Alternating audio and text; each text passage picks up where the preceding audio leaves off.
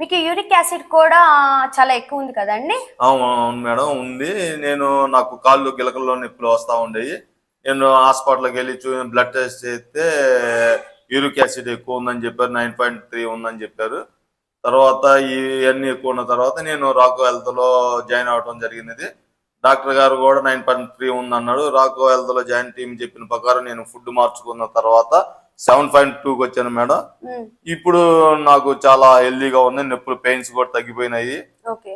హెల్దీగా ఉన్నాను. బయట డాక్టర్ గారు చెప్పారు, ప్లస్ డాక్టర్ చలమయ్య గారు కూడా చెప్పారు.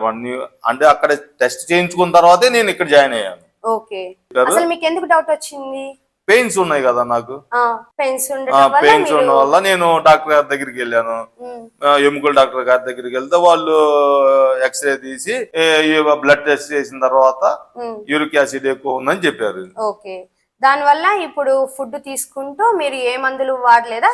ఏమి ఇంగ్లీష్ మెడిసిన్ వాడలేదు. ఓన్లీ ఫుడ్ ద్వారానే యూరిక్ యాసిడ్ తగ్గిపోయింది, షుగర్ తగ్గిపోయింది, ఎల్డిఎల్ కొలెస్ట్రాల్ తగ్గిపోయినాయి. నేను టోటల్ గా నా ఆరోగ్యం బాగుంది మేడం.